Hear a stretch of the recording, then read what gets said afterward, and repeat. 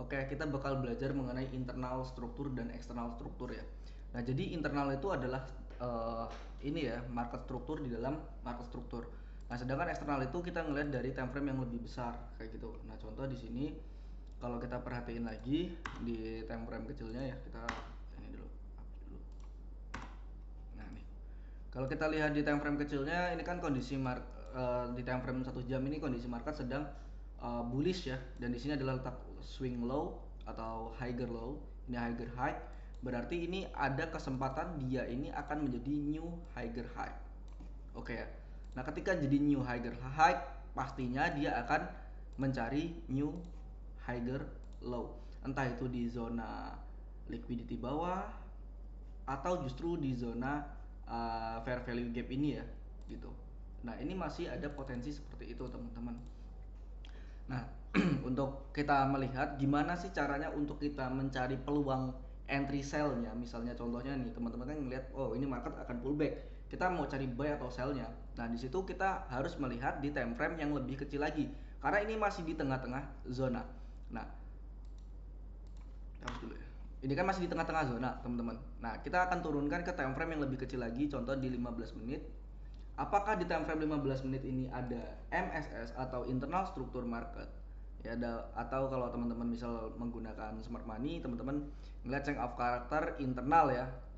Nah, kita perhatiin lagi di sini, ini swing low, swing high, new lower, new higher low. Di sini new higher high, berarti di sini ya, jika price breakout di sini ya, berarti ini change of karakter secara internal di time frame 15 menit. Nah, berarti kalau di time frame 15 menit kita belum melihat apa-apa ya. Nah, kita akan kecilkan lagi ke time frame 5 menit. Ini suaranya ada ya? Semoga ada lah. Nah, kita kecilkan lagi ke time frame 5 menit. Nah, di time frame 5 menit ini kita perhatiin lagi BOS new high, ini new high, new low, new high, berarti ini ya di sini ya.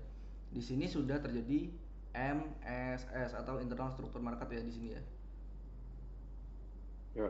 Nah, ada internal struktur market, ada perubahan tren secara internal. Nah, berarti di sini ada opportunity market ini akan melakukan downtrend ya. Downtrend. Nah, seperti itu. Nah, ini kita tandain dulu. Misal kita tandainya pakai apa? Internal gitu ya. Oke. Nah, oke. Internal struktur market seperti ini ya. Kita tandain internal struktur market. Berarti kita akan tandainya seperti apa? Ini new lower high and new lower low. Nah, seperti itu ya. Nah, berarti kita nanti akan melihat lagi ada nggak nih perubahan struktur market secara internal lagi nih. Misal dia turun udah di sini. Nah, di sini jadi BOS, di sini BOS change of character kayak gini ya. Nah, baru kita mencari zona-zona liquidity-nya untuk kita ambil posisi buy-nya seperti itu. Oke, sampai sini paham? Bisa dipahamin, teman-teman. Nah, kalau lebih jelas lagi, misal kita pakai time frame M5 menit, sorry 1 menit. Kenapa pakai 1 menit? Karena kita akan melihat mengidentifikasi jauh lebih dalam lagi, gitu kan. Nah, kalau di M1 di sini kan, di M1 ini udah terjadi pertama di sini ada perubahan tren secara internal. Sebentar, tandain dulu di sini ya. Ini ada change of character. Setelah change of character, ini fake out ya. Ini fake out, fake out. Oke ya, ini fake out. Setelah itu market turun. Nah, disinilah fungsi-fungsi supply and demand, fungsi-fungsi liquidity dan lain-lain. Nah, seperti itu. Ini contohnya nih. Kan dia respect area supply ditambah liquidity seperti itu. Nah, liquidity yang di bawah ini berarti ya, liquidity yang di bawah ini bukanlah liquidity pool, berarti ini adalah liquidity swap. Seperti itu ya. Nah, seperti itu ya. Oke, teman-teman bisa dipahamin dan dimengerti tanda-tandanya seperti itu ya.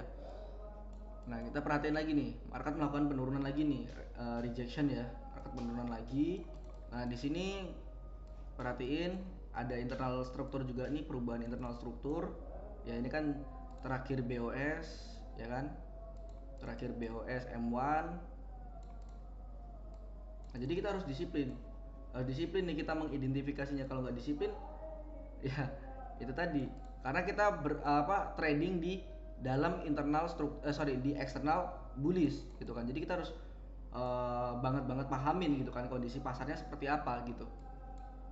Nah, habis itu di sini terjadi apalagi internal struktur bullish. Bullish. Nah, seperti itu ya. Internal struktur bullish. Nah, perhatiin teman-teman di sini. Di sini liquidity ini makanya ini kan area buy yang tadi ya. Kenapa kita nge-buy di sini? Karena ini tadi buy di sini. Kenapa kita ambil posisi buy di sini? Yang pertama di sini ada liquidity, dia jadi fake out liquidity, ya kan? Setelah itu dia turun lagi di sini, ya dia turun lagi di sini. Nah berarti ini liquidity yang akan aktif berikutnya. Nah makanya kita tambah lagi di sini buy. Yang tadi ya sore tadi ya. Nah kenapa di sini buy lagi? Karena liquidity ini masih aktif. Pertama ada struktur market secara internal. Habis setelah itu dia di sini terjadi lagi ya BOS dan di sini adalah change of character secara internal. Jadi kalau kita ngelihat internalnya ini masih bullish pertamanya ya.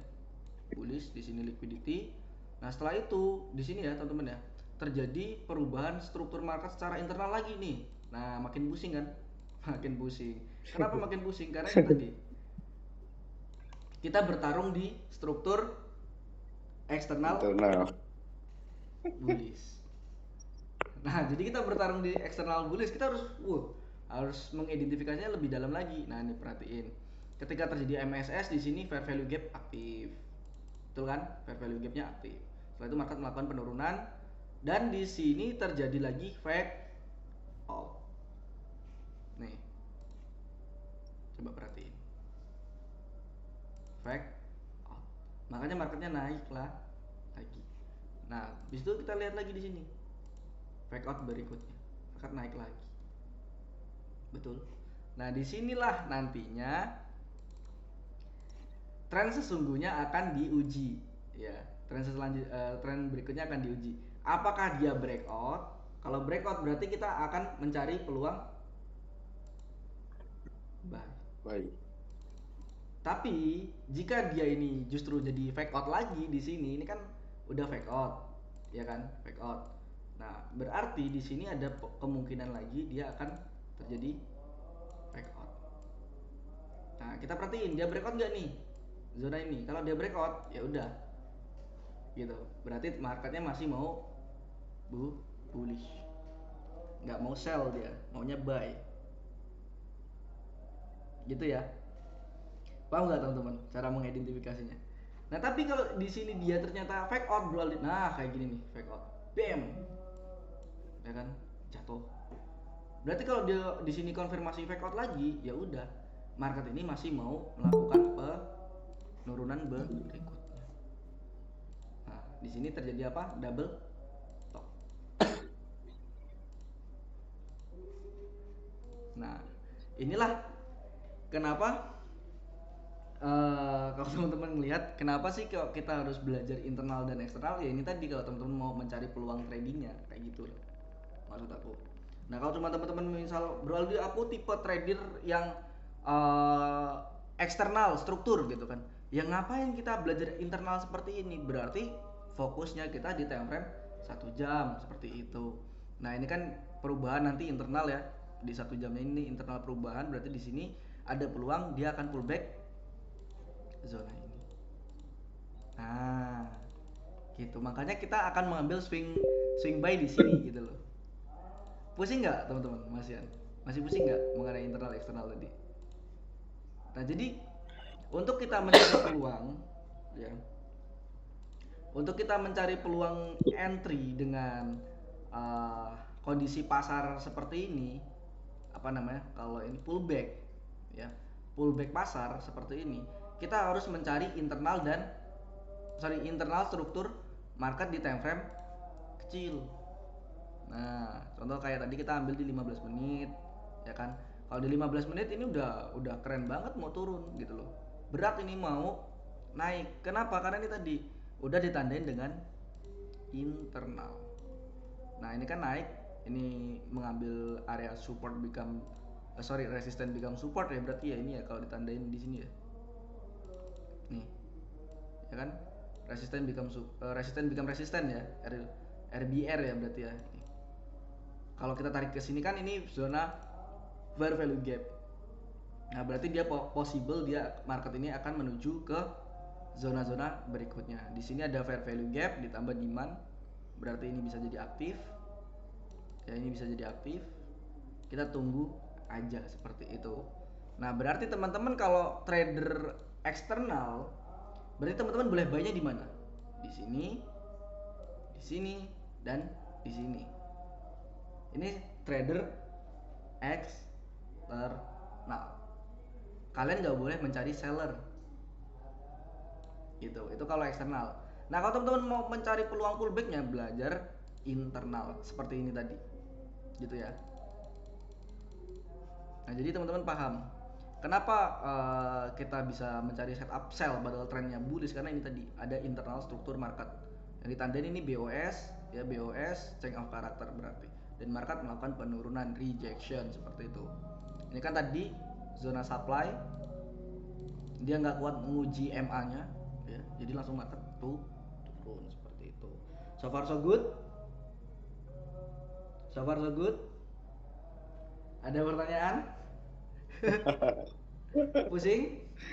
Pusing. Makanya kita selalu fokus di internal struktur, eksternal struktur. Kenapa kita ulang-ulang terus materi ini? Agar kita lebih fasih menganalisa, lebih fokus lagi untuk kita mencari, oh ini peluangnya sedang turun, oh ini peluangnya sedang naik, kayak gitu loh. Ya. Oke teman-teman. Oke. Oke ya, mantap lah. Insya Allah paham. Nah, kalau kita ngelihat, kalau teman-teman mau bakuin lagi, ini kan liquidity terakhir ya, zona liquidity terakhir ya, tarik ini. Nah, ini zona liquidity terakhir ya. Berarti kalau ini breakout gini, gitu. Kalau nggak mau ribet. Tapi kalau mau nyari sub entry yang kayak tadi, gitu kan, caranya seperti itu. Kita lihat kondisi pasar secara internal. Soalnya lebih bahaya juga karena di sini masih ada liquidity. Tapi jika liquidity ini breakout, bukan fake out ya, breakout ya, ingat ya, fake out sama breakout beda ya. Aku tulis lagi deh rumusnya breakout. Rumus breakout wick plus body. Ini breakout. Kalau wick plus wick namanya fake out. Nah, gitu ya. Jadi ada rumusnya. Trading jangan ambil mentah-mentah, bang ini supply, oh ini demand bang, gini-gini. Jangan makan mentah-mentah kayak gitu. Ya, jangan dimakan mentah-mentah. Jadi ada rumusnya. Trading ada rumusnya, ada rulesnya lah. Gitu. Dia mau breakout atau dia mau jadi fake out. Nah, ini contoh. Ini terjadi apa? Fake out pertama ya, fake out. Habis itu terjadi breakout. Berarti kenaikan ini bisa jadi sebuah pullback. Ini kalau dia tembus berarti dia akan menguji supply ini. Gitu. Tapi kalau ini justru week ketemu week berarti apa? Cunam kembali. Cunam lagi. Gitu. Karena terjadi fake out. Tapi kalau terjadi breakout berarti dia akan menguji atas lagi. Kayak gitu teman-teman. Jadi seperti itu. Aslinya kayak makanya aku selalu bilang kan, kenapa penting kita belajar tentang body sumbu, ya body sama sumbu candle. Kenapa kita harus belajar seperti itu sih Bro Aldi? Karena itu tadi, kalau teman-teman makan mentah-mentah, misal kayak gini nih, oh ini naik nih, gitu kan, ngebuy terus gitu kan, terus market turun, oh aku cut loss lah, market naik lagi, oh market naik lagi, buy lagi, market jatuh lagi, kayak gitu loh. Makanya kenapa kita belajar tentang fake out, breakout, karena biar teman-teman tahu, oh ini fake out makanya naik, marketnya naik, oh ini jadi fake out makanya marketnya tuh turun. Jadi tahu, oh ini fake out makanya marketnya naik, kayak gitu. Oh ini fake out marketnya naik. Nih, ini fake out market naik. Nih, fake out market tuh turun. Fake out market turun. Nih, ya. Nih fake out market turun. Fake out lagi market tuh turun seperti itu. Nih, contoh lagi, fake out market tuh turun ya. Nih, terjadi lagi fake out di sini, market tuh turun. Seperti itu teman-teman, mengidentifikasinya. Pusing nggak? Pedomannya ini, pedomannya mana tadi? Wick ketemu wick. Nah, pedomannya ini ya. Wick body berarti breakout.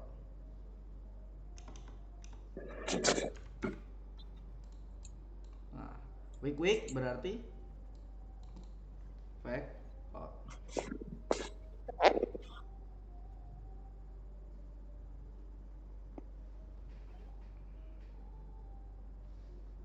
Oke. So, ada pertanyaan? So far so good.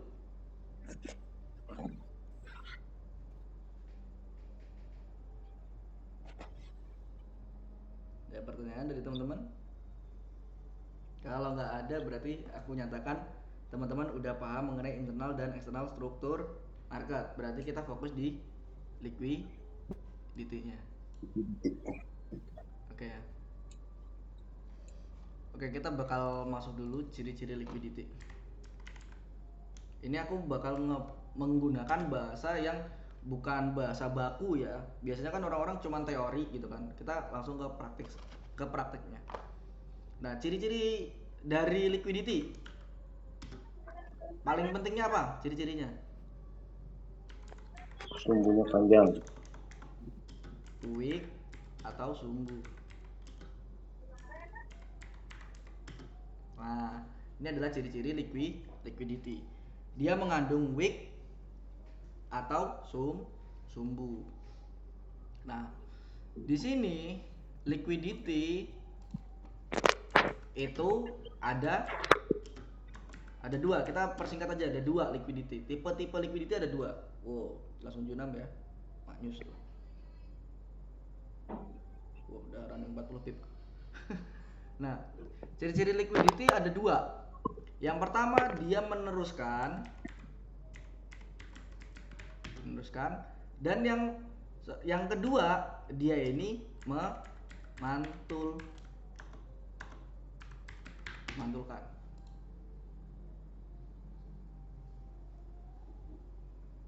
Ini pedoman dulu ya, pedoman kitab satunya lah. Ini basic liquidity nih. Harus paham dulu nih basic liquidity ini. Jangan sampai basicnya liquidity nggak paham, kan pusing. Betul? Nah, jadi kita masuk dulu ke basic liquidity. Aduh, salah. Sebentar teman-teman. Aku ini dulu.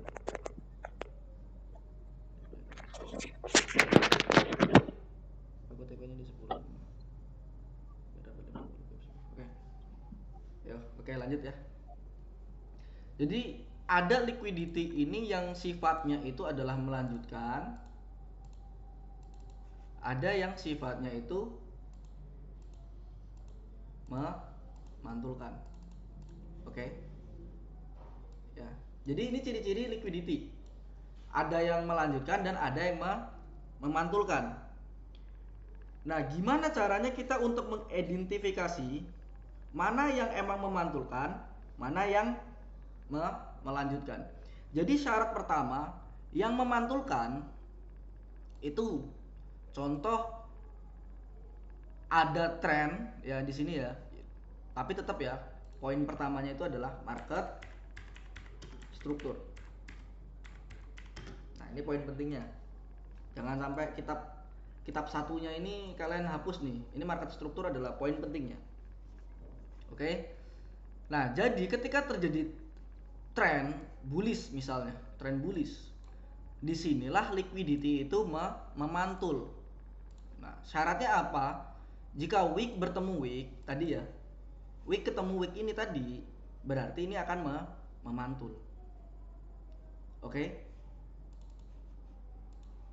Di sini lagi tren bullish, wick ketemu wick, berarti trennya memantul. Oke ya? Di sini lagi, lihat nih, wick ketemu wick, tren memantul. Oke ya? Paham nggak teman-teman?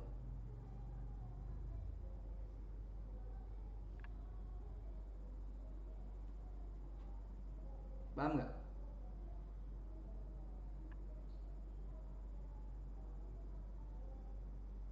Oke. Berarti harus lihat time-time gitu ya gitu Mas, komik gitu. Yes, betul. Untuk kita melihat, oh ini tuh akan terjadi pemantulan atau enggaknya, itu pertama kita lihat dari time frame besarnya. Ini fungsi liquidity. Tapi, misal nih, contoh lagi. Ini kan contoh lagi nih. Ini perhati ini. Wick ketemu wick, bukan body. Apa yang terjadi? Naik marketnya. Ini wick ketemu wick, market naik. Nah, inilah yang menunjukkan pemantulan. Tapi kalau teman-teman, oke, ini pasti kalian profit. Oke ya, misal gini. Liquidity yang seperti ini, wick ketemu wick sama dengan penerusan, ini pasti kalian profit. Tapi apakah teman-teman gitu kan? Ketika teman-teman nggak melihat market strukturnya, ya paling cuma dapat berapa gitu loh. Misalnya, contoh tuh 60 pip. Ya kan, wick ketemu wick, turun lagi, ya kan dia turun lagi. Misal TP kita ada di wick sebelumnya ini kan jadi area TP, ya kan? Misal gini, sell, ya kan wick ketemu wick, sell seperti ini, misal SL di atasnya gini. Nah, TP di sini cuma dapat 30. Oke, pasti dia akan memantul, tapi berapa persen gitu loh. Berapa pips pemantulannya. Makanya kita harus menggunakan market struktur. Untuk kita tahu gitu kan. Sampai mana? Nah, misal teman-teman kan tanya gini. Biasanya liquidity ini dia itu ada di area support ataupun supply ataupun demand ataupun resisten seperti itu. Tapi syaratnya apa?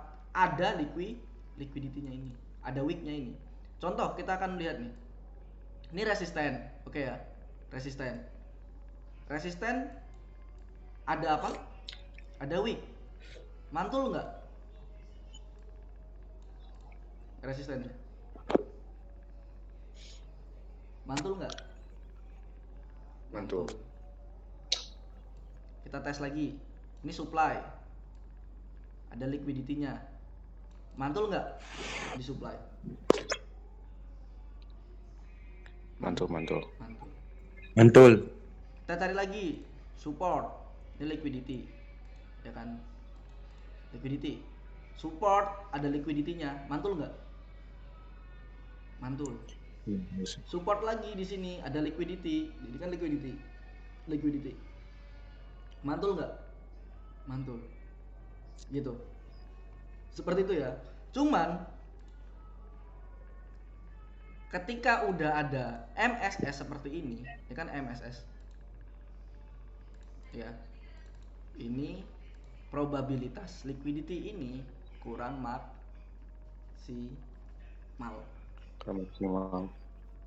Kenapa? Karena poin utamanya. Tapi mantul nggak? Kalau ditanyain liquidity ada pemantulannya nggak di bawah ini? Coba nih lihat nih teman-teman. Dia mantul walaupun cuma berapa pip, ya kan? Nih, dia ngangkat ke atas, berarti ada rejection, gitu loh. Ada rejection walaupun sedikit. Nah seperti itu ya.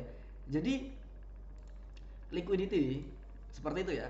Sifat dari liquidity itu pasti dia akan memantul, gitu kan. Cuman untuk liquidity penerusan, gitu ya, wajib dia wick bertemu body. Contoh seperti ini. Ini ada liquidity. Nah, dia swipe body seperti ini. Berarti dia akan menguji liquidity berikutnya di sini kayak gitu. Ini penerusan liquidity.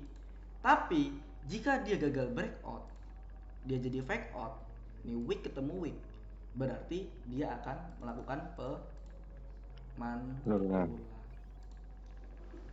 Nah, ini konsep dasar liquidity, pemahaman dasar liquidity. Sampai sini ada pertanyaan? Ini konsep dasarnya, ini masih dasar nih. Nanti kita bakal ada liquidity pool, liquidity swap, liquidity gap. Ada nanti. Santai. Ini basic liquidity dulu. Paham nggak sampai sini? Oke. Oke, mungkin nanti ini udah aku record, nanti teman-teman tonton ulang lagi mengenai liquidity sedikit materi tentang liquidity ini ya. Ini basic liquidity. Nah, besok kita bakal masuk ke lebih expert liquidity lagi. Siap buat ketemu besok? Waduh. Siap. Besok lebih parah lagi nih pembahasan liquidity-nya nih, lebih pusing lagi besok. Oke ya, aku matiin dulu recordnya kalau gitu. Oke.